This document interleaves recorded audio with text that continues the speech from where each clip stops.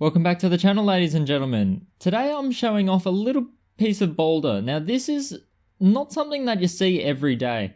I don't actually know if it's the proper term for it, but I've always called this stuff vane boulder.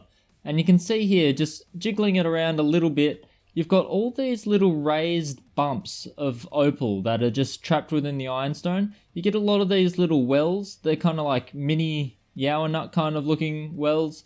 But really what you're wanting to see is a lot of this. It feels a lot harder, and it's a lot like the veins. I mean, I'm a skinny guy, so the veins in my arms stick out quite a bit, and it's very reminiscent of that. So you can see here, heaps of opal. Now, a lot of the time, if you look at the back, it'll come up just as potch. So like any opal, there are versions where it's just potch, but this piece sent in by Jeff Boylan, he bought this from Opal Auctions, and I was a little bit suspicious because the seller didn't want to be mentioned, and I'm not going to mention them. Jeff got them to post it straight to me instead of to him, and I can show it off on the channel, and we'll probably do a little bit of work on it because I want to address this style of boulder. A lot of people shy away from it because they find that it crumbles really quickly, and you can treat it, but I, on the other hand, don't like to treat any of the stones if I really don't have to. And this stuff can actually look incredibly cool. I mean, you can see from here, this one's not even worked much, and it's definitely showing potential. Now, the reason a lot of people run away from this material is because if you look at it, it's incredibly thin. So here's an exposed part here. That's probably one of the thicker parts, and compared to my fingernail, it's about that thickness. So you can't work on it like a normal opal and just dig into these dull patches and try to expose the entire side. What I do with this stuff, on the other hand, is I just work this opal vein as it comes along the face. So you never want to work across.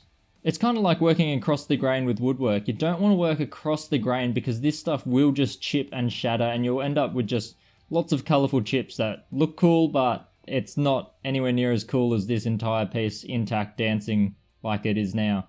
So you want to work with the grain, and I actually say not to use any kind of diamond bit. Definitely not electroplated.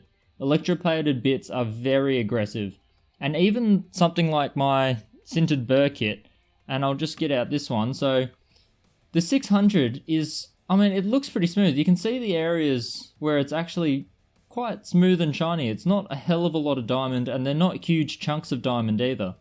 So it's actually very gentle, but even that, on this stuff, it will chip and it'll break, and you'll end up just getting it down and down, and then suddenly the pieces, you can see here, there's a bit of color all the way through, but you can see on the back, they will turn into potch eventually. So the fact that it's looking so good right now, you don't want to work it too far. You've already hit the color, so just like any other opal, the basic rule is, sintered diamond burrs, stop when you hit the color. Now, in a normal opal, I would say then that you could go across to the nova tips. But the other thing I always say with nova tips is you can't hit sharp, jagged edges. And if you look from this angle, you can see that some of these veins, they are sharp and they are jagged. That will tear a streak through your nova point so quickly. So quickly. No matter how slowly you work it, you are going to rip your nova points to shreds, and we don't want that.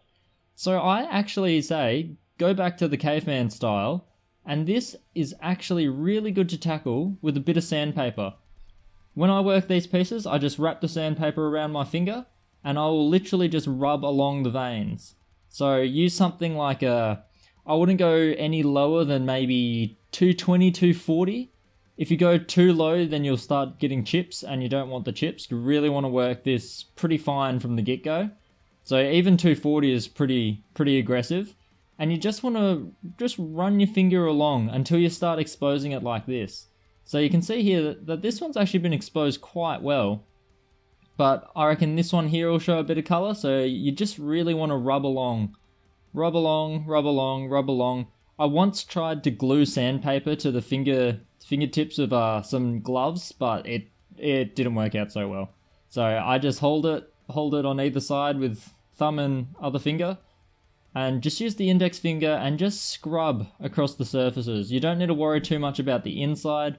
Of course, what you can also do is treat the entire stone by exposing it and then just coating it in some sort of epoxy.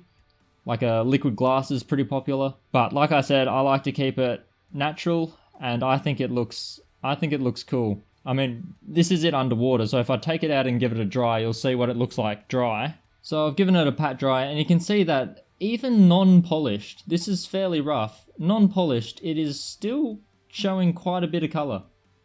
Quite a bit of colour indeed. So the treatment really isn't that necessary. It does stop the ironstone from being so porous, but it's not a huge issue. I still prefer that it's just nicely polished with sandpaper. Once you get it down kind of even with the surface of the ironstone, that's when you can go across to the novas. But then when you're using the novas, make sure not to hit the ironstone. It sounds a bit weird because you kind of think that you'd want to hit the ironstone as well. But always stay in line with a little piece of the opal, because otherwise you'll burn into the ironstone really quickly and then you'll expose a sharp edge again, and then you're back to square one where it's going to shred your nova points to bits. And they are much more expensive than a sheet of sandpaper. Got to be careful with that. And yeah, you should be able to end up with a stone that looks pretty cool. This one's actually shaped a bit like a brain, which I like. I used to have a piece that I shaped into a heart because I thought that looked cool.